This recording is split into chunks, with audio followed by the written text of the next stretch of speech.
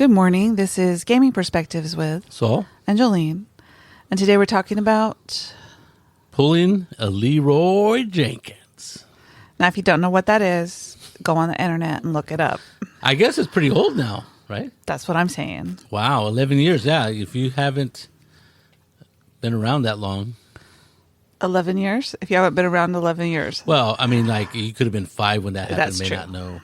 So you would be like 17 or 18 or late teens. Or even if you're in your 20s, you may not know. Especially not into computer games. Anyway, I was accused of pulling a Leroy Jenkins in a game that we played a couple weeks ago by one of my friends. So if you don't know, Leroy Jenkins is a famous situation where these people are playing WoW, World of Warcraft, I believe. Yes, it was World of Warcraft. And they're outside this... Cave. I forget what they call it, instance or something like that in the in-game, the jargon. And anyway, that's where like all the monsters are. And before you, there's like a zone where if you cross that zone, the monsters will react to you. But if you don't cross that zone, wherever that may be, they won't attack you. So these people are planning, they're discussing, and all these things about why and there's a big group of them. There's a big... It was like at least 15, right? It was quite a few, yeah. And then there's one character I guess he could sit down, and he was sitting. And then, so they're all talking about the chances of survival. 32 point something. Yeah. Well, what's funny is that somebody had worked out the numbers, and whatever the percentage was, it was like, let's say 67.33. And he said it on the mic, goes 3 repeating, of course. And so I was like, so everybody kind of is making fun of these guys. Anyway, so what happens is Leroy, the character, gets up and he goes, he's all, I'm tired of talking. Right? And he yells out his name, Leroy, and he runs into this thing. And then people are not paying attention, going, what just happened? Leroy just ran in. So they all go in after him. And they're like, they get slaughtered because there's no plan. They just go in there willy-nilly or... What's a plan? Or ad hoc, however you want to, but they weren't following a plan, and so they all got slaughtered, right? So that's what everybody calls it. Well, not everybody. That's what we call it. Leroy Jenkins is when a character does something and pulls the rest of the team in, not physically but because they owe something to that character into a situation that they don't want to be in, and usually it happens when people are planning, and they don't tired of planning. And that happens too. So I think the difference in a video game compared to a tabletop role-playing game is vast, right? Because in that situation, you could literally be outside planning how to attack this thing for an hour or hours if you wanted to. Where in a role-playing game, if you're trying to mimic reality or some semblance of that, a lot of times you don't have that, in a battle scene or before a battle. You don't have that option to be planning on, okay, you're going to attack that guy on this side, and it could get into the minutia of what spells you're going to throw, what spells are available, especially when a GM gives you a situation where you really don't have time. It's either time to react, and I usually fall into this trap because I let the players plan a little bit, plan a lot, and then they don't pull a Leroy Jenkins, but I usually have to rush them along. Okay. Enough talk. You guys got to do what you guys got to do, whatever that is. This happened a lot in Shadowrun. But in Shadowrun, you can plan a lot because there's a whole plan. You have days that you're or whatever, because you're planning a job. Yeah, because the what is it? The victim, or I don't know how else you call it, doesn't know you're attacking, so you have all the time in the world. But once you're in the building or none in of the those situation, plans ever work anyway. Because it never happens the way you think it will. There's a famous general or something they're saying that says what the best battle plans are thrown out the window as soon as the first shot is shot or something like that. So Leroy Jenkins. So Jolene is saying that she pulled a Leroy Jenkins in our recent game. I didn't say I did it. My friend said I did. Well, you've been accused of pulling I have Leroy been accused. Jenkins. But she has been in accused. my defense.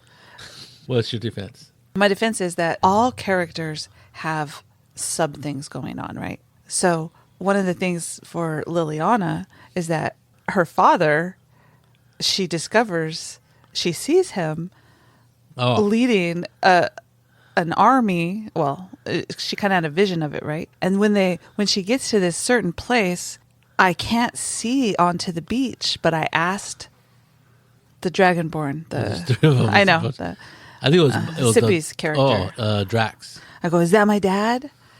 Because I could see that there was Prisoner. a prisoner with a knife at his neck. And I go, It was a sword. It wasn't a knife. Go ahead.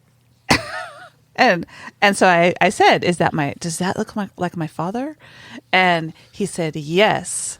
And that's it. It was my father. Oh, because you failed your perception check. I failed my perception check. And yes. and other people had rolled better than you, and so they were able to get more details, right? And just think about it in any kind of situation you want to be in, but if you see somebody has a knife to your father's throat, what are you going to do? No, I'm not faulting you. I didn't accuse you of Oh, I'm just saying. I'm just telling you that was the situation. That was the situation. So before we get to that, we talked about too much planning. Yes, it's true.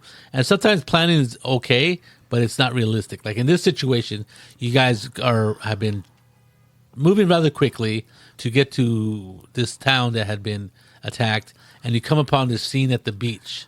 You don't have a lot of time, and I wasn't going to give you a lot of time to do this or that. But once you realize that your father was down at the beach and a prisoner, then the decision was made for you, or you made your mind right away. There was this attack and save him, where the other players were probably going, well, do we want to get into this fight? Or there's a lot of them on the beach. Do you think we could take them? Well, okay, I could throw a few spells here. I can use my bow, blah, blah, blah. But again, that went out the window because you decided to run out down the beach. Now, again, this could happen if there's a huge planning stage, and that's what happened with Leroy Jenkins. He was just tired of them talking and talking and talking, and he just went in. I'm not sure there was any planning stage for what happened. They may have been going to plan, but well, you didn't give him a chance. I didn't give him a chance because my character saw her father, and so she just started taking off. And I'm the only fighter in the group, so they're all magic users. So I mean, they still fight, of course, but they may be thinking. They may think more than Liliana does. Well, a thing is I was gonna say, or I have written down in my notes, is the motivation. Why is the Leroy Jenkins happening? Right. In your case, it doesn't. It's not like you came out of nowhere. It's not like you just had a bloodlust. You wanted to save your father because they were in your mind. They were gonna be. There was another person who was a dragonborn who was a prisoner, and they were kneeling on the beach. You weren't sure if they were going to be executed or kidnapped. Either one of those two is bad. So you decided just to run down to the beach and save them, and that makes sense, right? Now, if you guys were just a bunch of mercenaries, maybe that wouldn't make much sense, right? Depending on the situation. That's what I'm saying is that depending on the motivation of why somebody would pull a Leroy Jenkins, that makes all the difference in the world.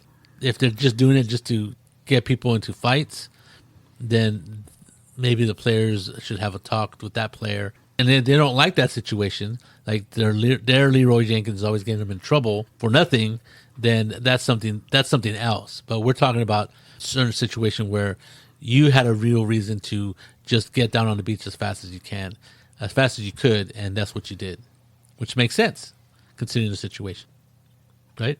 It made sense to my character. Exactly, that's what I'm talking about. Another thing is, it depends on how much people actually like the character, right? And unfortunately, sometimes this is a /character/player. Now, if you don't really like this player, you're probably not going to like the character much, right? For whatever reason. Unless they're really good at role-playing and they can not play... and they can play not like their own character, like how they are in real life, then I don't really run into too many of those situations at all. But how likable is your character, right? Do other characters get along with them? And unfortunately, it crosses real life. If the players really like you or they don't hate you, then I think that they're willing to do things to help you in no matter what the situation is. So I think that has a huge impact on whether pull Leroy Jenkins and you're going out there by yourself. That's not really Leroy Jenkins. That's just you going off and getting yourself into trouble and not pulling the other players. Right. Other characters, I should say. Well, that's interesting because like if you were playing with a group of people that you didn't know and none of them. I mean, sometimes GMs will give out secrets to their to the players, and for their character, and sometimes. So I always think about that when someone does something that I'm not expecting. Yes. I go, well, is that part of their? Is that the player just being odd, or is that the player doing something that their character? Is that the character doing something that they need to do? Because you don't always know what the other character's motivations are. Right, and therefore the player's motivation. Yeah. You're right, because like sometimes if you're playing, especially in a convention game or in a game, let's say you're playing a organized play, either Adventures League or Pathfinder Society. Now I don't know if they even do this, but at convention games, sometimes you're right. The GM will give the player a goal or a motivation to do stuff. Right, this is like why you're on this adventure, right?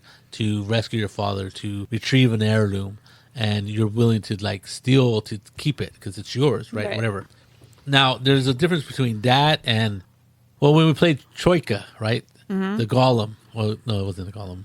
The stone thing that it was flies. A gargoyle. Gargoyle, and I forgot that it was Phil who was being carried by it. So in this case, we had to go over a broken piece of the bridge. The gargoyles go, okay, well, I'll take you if we pay this much, whatever. Food or whatever. Whatever. It's a commodity. Anyway, so we know that we pay them, and then halfway they extort us for more. And so reluctantly we pay, and then we go on our adventure. On the way back, the same thing happens, right? In this case, the gargoyle is carrying 2 players. And then one of the players goes, I'm going to stab the gargoyle or attack him. I don't know, do you remember what the GM did or said? He goes, you know that he's going to drop you if you do that. Drop you both if you do that. In this world, all there is a bridge, right?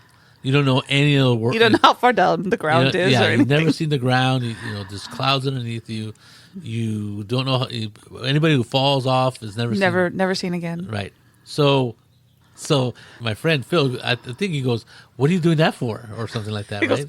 Don't do that.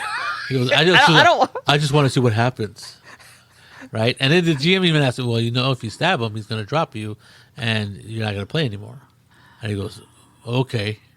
And I remember different. I thought he decided not to do it to stab it. Well, I remember it that he did it, but the GM didn't want to kill Phil too because it wasn't his. Yeah. So he let him be dropped onto the bridge with the gargoyle, and Phil fell onto the bridge, and the other guy fell down. That's the way I remember it. I could be wrong, but but I mean that makes sense because I know Phil didn't die. Yeah, that's what and Phil's character, I should say, and Saul remember is as like the guy went back and said, okay, that doesn't happen. Yeah, I thought he retconned it. Yeah, but anyway, what was funny is like everybody's going like, okay, what are you doing, right? Like, what was the point of that, right? Well, what was he trying to accomplish? He thought that if he stabbed the gargoyle and dropped, he would know what was at the on the bottom of this, what the bottom was, and that's not the point of the game. There is no bottom theoretically, so he wasn't going to. And I still to this day don't know why he would want to do that, right? That's to me is a Leroy Jenkins and that's even worse because the other people, Phil in this situation, don't even have a choice, right? It's like if you were on a boat and somebody goes, I'm going to point a cannon down at the bottom of the boat and see what happens. And you go, no, don't do that. And then everybody's going, what the heck? So there's all kinds of, as a GM, I probably wouldn't let that happen because like, why would your character do that? Yeah. Right. No, that's not going to happen. Yeah, that's not going to happen. You could throw yourself off if you don't want to play anymore. But I thought it was interesting that situation versus your situation where you are doing something for a reason and the other characters vis-a-vis the players, vis-a-vis the characters, I don't know which one you want to use, are friendly terms. They like your character, they like you as a player, and they're willing to fight alongside of you with you. That's different from players going and not liking the situation. Or they may not like the situation, but they're willing to give it a go. Compared to this guy with the gargoyle who just decides for somebody else that we're going to fall off. This guy's going to drop us, and I just want to see what happens. Well, my character usually doesn't go off willy-nilly to get willy-nilly. No, you don't. Right, and I think that's why it wasn't like a big ask of the other players, or the other characters didn't quibble about whether they're going to follow you or not. Because I said, what do you got the rest of you guys doing?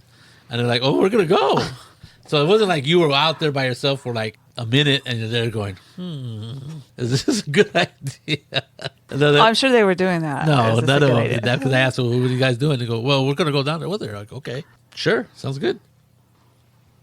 But sometimes players do stuff like run into battle without thinking about it, or like, especially like if they're a fighter or a barbarian or something, the character or the player will just go, right? And then sometimes people are like, okay, what should I follow them, or this is a bad idea. We're all going to die now. Well, that's my next thing is, does Leroy Jenkins do this all the time? Right. And so I think that's a big question, because I think if it didn't happen all the time, people are going, oh, there must be a reason what's going on here. Everybody knew your reason because we're all playing on Roll20. And even if we were around the table, everybody would hear, oh, that's her father on the beach, even if their character didn't know that, or when you went off yelling, that's my father, maybe. I don't know what happened. I did. Yeah. As far as I remember, you don't do that all the time. I don't think you've done that before. No. Like I said, does the player/character do this all the time? That matters, right? That matters a lot, because like a lot of players will like, well, what is he doing this time? Why is he doing it? And maybe they're like, you know what? We don't want to enable him to be such a weirdo, right? To attack all the time, or that's the only option, and get us into trouble. I guess it's going to depend on the table, right? Like if you know your friend Jim always does that. Yes. It's the price. I wasn't talking about actually your friend Jim. No. That was just a name. It's the price for playing with Jim, right? Jim's a crazy guy. He likes getting into trouble all the time, and he's going to run into bad situations. Knowing that and still playing, then you're used to it, so Right. so you know what's going to happen. I think there was one guy years ago, again at the Scott House days. There was this guy called Stan, and he played a chaotic evil dwarf, and he was just nuts. I mean, he played the character nuts, not Stan the player, but I don't remember the character. But the character, he was just like, he took chaotic and evil and went with it. Yeah. And so it was really funny. And so he was always doing this. I always thought that Stan was like a little bit chaotic. But he turned out to be like a real, what is it? Attended church. I think it was even Catholic. He attended church all the time and stuff like that. And I remember talking to him years later. Hey, how you been? Blah, blah, blah. And I even asked him about it. I go, you go to church? I was shocked. He goes, oh, yeah. And he was actually very, what do you call it, devout or whatever. I go, but what about your character? He goes, that's a character, dude. It's not me. And so so looking back, I was thinking, just because like the way I play kind of like a version of myself. He was just letting loose and like, oh, I made a chaotic evil dwarf. This is what chaotic and this is what evil people in D&D, this is their parameters. He's going to act that way. And he was crazy, that dwarf. But Stan wasn't. And I'm Right. like, it was like, he was really role playing. And I thought that was kind of interesting. So in that sense, if you know Stan's dwarf is chaotic evil, is going to get you into all kinds of trouble. That's the price for playing with Stan. No, that's the problem for your characters being with that dwarf who's just going to cause all kinds of trouble wherever he goes. Well, it could also be the quotient of how annoying versus who you're annoying, right? If it annoys the GM every time you just run off and do something crazy, he might take offense to that, or she might take offense to that. And I was looking on Reddit, and I've just put in Leroy Jenkins, and these people came up with these. Well, if my player did that and he did it all the time, I'd put traps out. The traps would stop this. And he would be like, he wouldn't be able to be in the battle until he learns his lesson. I'll do it every time. I'm like, whoa, that's crazy. There are obviously people that do this, right? Obviously. So put it out traps for him. Because you could put a wall in front of the doors until the other players reach him, or you could get him held somehow until the other players get to him and stuff like that. And I was like, wow. And then some people go, you just let him die, and then he can roll up a new character. It depends on how often he likes making characters. I think you're right. I never even thought of doing that kind of stuff, like in-game ways of controlling Leroy Jenkins' tendencies. I think it'd be better off if you're like, why do you keep doing this? Is it fun for you? And I think that kind of discussion will merit. But that's a hard discussion to have sometimes with players or real people. We're not very good. Most of us are not real good at like asking questions about people's motivations and feelings. Feelings. So that's a tough question, and it's easier just to set traps with this Leroy Jenkins character, right? Obviously. Obviously. I was like, whoa, I would never do that. I go, what are you doing? You're right. If it But happened then most all of the time. people I play with, if something like that happened more than once, they would be asking you, why are you doing that? Yeah, you wouldn't be alone. Right? Yeah. Everybody would be going, well, what's wrong with your character? Or what's wrong with you? You trying to get us killed? Is there some stat we don't know about, or is there something some flaw you have? You're right. So another thing is, in a situation like yours, it made the game more interesting, I think. Well, I just thought, because we had, in the game before, you had given us these visions, right? I had a vision of my father leading an army, and Mike's character had a vision of his siblings being taken. Right. And his uncle. And then Bay had a vision, and I'm not about some goddess, and I'm not sure which one. And so when we get to this road, I was just thinking, because we saw some of my father's men, right? Oh, yeah, along the road. So as soon as that happened, I was like, well, Liliana needs to find her father now, Right. because this is something bad is going to happen. Right. So that was my only motivation at the time. And as we got closer, and you said that there were people on the beach, and I'm like, I said, I failed my perception check. I'm looking at the people who didn't, going, do you see what's going on? And I don't think Drax recognized your father. What he recognized was the standard that the flag that he was. So I think that's what he saw, and oh, that's my father. So that's why he ran down there, and that makes sense. And I did kind of set it up for that to happen. Now I didn't set it up for you to pull Leroy Jenkins. I set it up that you guys would probably have a battle at the beach, right? But it wasn't like for sure. I thought, for one way or another, I think you guys would have just like, well, what's going on? I was thinking that was what might happen. well, we knew that that the town had been invaded. And we knew that the Northmen were taking prisoners, and we had the idea that they were going to sacrifice these prisoners. So it wasn't a far-fetched thing that we were going to have a battle. It wasn't going to be a bad thing if they left Yeah. that beach. Correct. So again, it comes down to motivation. Another thing is like if you GM it correctly, then like I said, just like, well, I hate to toot my own horn, but I think this battle on the beach, rescuing her father, is something that they'll remember for a while. It's not like it made an interesting game. I think the situation, because it kind of pushed the game forward, and at the same time you got a little bit of closure and a little bit of satisfaction as to rescuing your father in the game. Yeah. Yeah. So I think Isn't that what anybody would do, though? I'm not sure. Some people go, let me think about this. Yeah, I was thinking that I'll put my notes here. Punishing Leroy Jenkins may not turn out too well, because that for some people like who continue to do stuff, they may do it just to irk the rest of the players of the group. And if it's working, then why would they stop, right? I don't know how often this happens, or how many times you come across this in real life. In real life or gaming? In real life, like in playing games with people who are always pulling the Leroy Jenkins. It's rare for me. I don't think it's happened. I No. mean, have you come across? Oh, you haven't come across somebody doing something like that before. Sometimes plans don't work the way you think they will. Like That's true. one time, Alan and I decided to dimension door to the back of something so we could get something that we needed.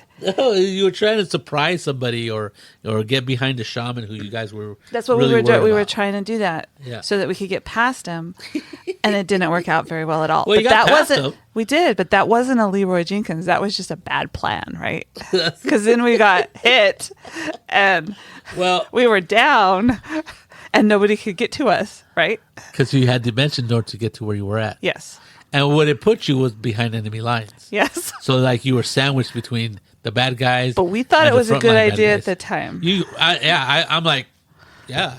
I think you were trying to kill the shaman right away, because if you could get behind them, then what was Alan was a thief or a rogue. Yeah. Right. So you could backstab him Yeah. and do all kinds of damage, but he didn't backstab and he missed or something. Your spell, Dimension Door, or I don't know what other spell you might have thrown. I think I gave you a free act because it was kind of surprising, but you both kind of failed, and then after that, you guys were quite squishy. Because you were literally behind literally behind enemy lines. You were stuck between bad guys and more bad guys. And then did you go down? I think you did. I think we both did. And so that made everybody go, oh my God, and fight even more to get to you. But that wasn't but I'm telling you that things like that happen. Those aren't Leroy Jenkins moments. Those are just players going, I think this is a good idea, right? And two of us they'll go, I think this is a good idea, and agreed on it, and we did it. And then and that's the way it should go, right? It should. I was thinking you could have, but that would have been realistic. Said, hey, do you think announce it to the group? You just said, I want a dimension to Alan. I want a dimension door behind him, and then we can attack him. And he goes, "Yeah, it's a good idea." So that's what happened. There wasn't a table discussion like that wouldn't happen in real life, right. Or as realistically as we can make D&D. But yeah, I don't think it wasn't really Leroy Jenkins. It was just a bad, not even a bad plan. It's a plan that just didn't work. Well, and then there's games like Feng Shui where you're supposed to do crazy stuff, right? You're supposed to run up a wall, jump, and attack, or run up, do different things. And sometimes it works, and sometimes it doesn't. Or go against 20 men. And that's not necessarily a Leroy Jenkins. So when you're playing role-playing games, you are playing as heroes, right? Or, well, unless you're playing Call of Cthulhu, then you're just playing as trying not to go insane people. But people come up with plans of things to do, and it doesn't necessarily mean that you're pulling a Leroy Jenkins when you go and do stuff. Right. It just means that, that didn't work. I don't think it was a bad plan because you guys were really worried about that shaman because that shaman was tearing you guys apart. Yeah. Well, yeah, he was a cleric, but shaman is what he was. What he was, and you thought that character would be pivotal to very important to taking out or discouraging the other side because you guys were very outnumbered. I think you guys were vastly outnumbered, I should say. I thought it was a good idea to dimension door behind them. But then sometimes you just don't roll well. But then sometimes the dice aren't with you, right? Yeah. You failed to. I think you try to throw some sort of a range attack spell, and then he tried to backstab, and you probably just rolled below 5 or something. It was really bad. I didn't even give you a chance to do anything. Well, the dice told you couldn't do anything. They got a round of attack, and you guys weren't quite the high hit point type of characters, and so you guys went down pretty quickly. But I let the other players know where you guys were. Yeah. Or the other characters, right? Because theoretically, you didn't tell anybody else. You just told Alan or asked Alan's character, you think it'd be a good idea? He goes, oh, yeah, it's a good idea. Now, everybody at the table knew, but the characters were fighting and doing other stuff. I just kind of let the meta game go because it was pretty funny. But again, and it was something that really motivated the rest of the people to get to you. Classic get to Frodo scene in Lord of the Rings. And I always thought that had more to do with the fact that it was Ian, Augustine, and Steve. Was Kathy playing? I don't know if Kathy was playing or not. But I know that Ian, Augustine, and Steve, they all had freaking hit points up the yin-yang. Trying to get to me and Alan was not a problem. But me and Alan were thinking that it was a good idea, right? So we weren't... Yeah. It wasn't like... And that happens when you're playing because it happens with all kinds of things. Well, if you guys would have been able to hit, and because Alan did a lot of damage, right? Yeah. Yeah, I forget what. So it was like 90 points or something. Were we playing Pathfinder? Or we were playing. I think it was D&D? 5th edition. Okay, we already played D&D 5th, and even then, he could. I remember him doing a lot of damage. In Pathfinder, he did a lot of damage. Yeah. So, that's you're right. In Pathfinder, he was a barbarian. Barbarian, right? So that's right. But I don't think it was a bad idea. I don't think it was a Leroy Jenkins situation. It was I thought it was a good idea, but it's just the dice were against you. So the good idea became a bad situation for you guys. But it became a great motivator for the rest of the group because the rest of the group is going, well, do we really need to be here? I think that was somebody was asking that. Why are we fighting these guys? Was another question. But that went out the window when you guys got behind them and went down. So I think it was pretty funny. And ultimately, this kind of situations, is it something memorable? There's all kinds of things that could happen. Is it advance the story? Is it a good storytelling? Is it memorable? All these things add up to one thing. Was it a fun situation, a fun session, a fun episode, or whatever you want to call it? And if it was that, then it doesn't matter. Then it doesn't matter if you pulled the Leroy Jenkins or a bad or a good idea gone bad. So, I mean, ultimately, that's the whole point of playing, is to have fun. And I think everybody had fun in that situation. Even you guys, who were like worried about you guys' situation, but not really, because you guys knew that you guys were going to be able to. They were going to be able to get you. I think Steve was playing the cleric. Yeah. So he was able to at least prevent you from dying, which is probably a good idea. Well, I think that you do Leroy Jenkins-ish things sometimes. Like when we were playing in Mike's game, I think it's Fantasy Trip, when you go, I'm going to cut off this guy's head, and me and Sip are like, what? That's not Leroy Jenkins. The guy's already dead. I know, but you cut off his head, and then we had to, for the whole time, we had this head and body that we had to deal with. And I was like, because you couldn't leave it there, because there were the bad guys were going to come through there, right? Well, okay. There's a little context here. We're getting paid for bodies, and we're getting paid for live bodies and dead bodies. I was trying to keep all the bodies live. Yeah, because you get paid more. Yes. Right, because they're bandits or something, and somebody was offering prize, or what do you call it, bounties. So people do unexpected things when you're playing, right? Saul goes, I'm gonna cut off his head, and I'm like, oh, and Mike goes, okay, his head is cut off, and me and Sip are like, looking at him. I know, they're like, well, that was way brutal, dude. My friend Sip, I'm like, what are you talking about? And I'm like going, what are you doing? Now we gotta hide the body, and we have a head. I was just thinking it'd be easier to carry the head. That's all. Put him in a sack.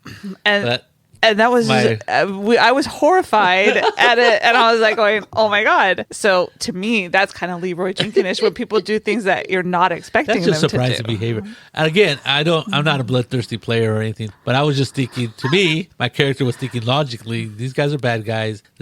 Was he already dead? You had already killed him, yes. He's already dead.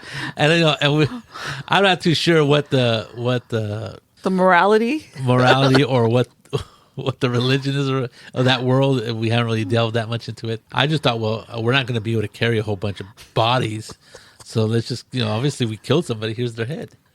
Yeah, but it was pretty brutal. You're right. But I was shocked that you guys were so shocked. That's what was funny. I'm like, what are you guys talking about? And even Sid goes, that's pretty brutal, dude. What's wrong with you? I'm like, what? It's my character, not me. That's my answer. And that's the answer that a lot of people that do Leroy Jenkins things do. That's my character. That's my character. I'm just playing my character. Yeah. Okay. Saul once played a character. I think you were a good gnome, and he was like, "Oh, I don't like." He didn't like plants, and if anybody said there was a plan, he would go, "Oh, is this the plan?" Oh, I love plants. And I just didn't follow them. He wouldn't do anything in the plan. So we would have to tell him that this is not a plan. This is not a plan. That's what they reverted to. But my gnome knew that they were plans. So he was always the wild card, because you never knew what he was gonna do. That's the gnome. I didn't steal from you guys or anything weird like that. No, I just did crazy things. And that wasn't that crazy. I think I would do things that go off on my own, or like do stuff that they told me not to do. Like, I think there was a chest or something, because I think I was a rogue. Yeah. So I'm like, oh, I'm going to open the chest. They're like, no. And it's a classic thing where everyone goes in slow motion. And I'm like, my eyes are all huge, and I'm popping the lid of that thing. And there was no trap or nothing. It was perfectly fine. There could have been, though. You guys are too worried about stuff that doesn't exist. That's what my gnome thinks. So depending on what the character is, what game you're playing, right, and the different things that can happen, sometimes a person will get tired of the planning and take off and go just take off running to do something. Right. And I think Leroy Jenkins is a funny thing that happened in the video game, and it's probably funny when it happens in a role-playing game, a tabletop role-playing game. But I think it could be a very good way of moving the story forward, and it could be a good way to just get the characters moving, right? So sometimes they get stuck in a rut. I'm not saying all of them, but sometimes a lot of players, even in D&D, when you present them with a situation like this one, They want to plan it out. They want to plan it out. They want to work out the minutia. And then sometimes, like when we were, our friend Chris, he likes to see what are the odds, right? What are the how will we, if we do this, what's going to happen? And he wants to stop and talk about it. Yes. And all of the other, but unfortunately for him, he was playing with teenage boys who were like, "There's no talking, let's just go." And he would always get upset because you shouldn't have done that. That was too dangerous. We could have done it another way, kind of thing, right? Yes. Well, like you said, he's an older guy, and he wants to weigh the options. My son was like, they were 13, 14, 15. Yeah, and he was over 50, so it's like the fact that he was still playing with us is pretty amazing because they were kind of chaotic. My son and we were all chaotic. Yeah, it's true. But yeah, he did like to plan more. He did like to weigh his options more. And unfortunately for him, the kids weren't in that kind of a that age. wasn't part of it wasn't part of the calculation for them. But if a player does do that all the time, it might become, unless you know, like you're okay with it. Yes. It might annoy the GM or the other players, right? Yeah. Could cause problems. Well, there's always someone just a little bit ahead, setting off traps and making noise and that kind of thing. Ruining it for everybody else. But I think you're right. I think it could be a fun situation. And I think it could be, if it's done too much, it could be annoying at the very least. I think it's a great storytelling element when something like this, and it's done for a reason, right? If the character has a motivation for doing it, if they don't do it all the time, and if it comes out to be a fun session, right? Right. And people will talk about that till they die, right? Because like I remember doing that stuff, games where it was real fun, and we still talk about that to this day. Yes, you do. Yes, see? I have proof that I talk about stuff from a long time ago. So there you go. This is Gaming Perspectives with Saul and Jolene. And you have a good day.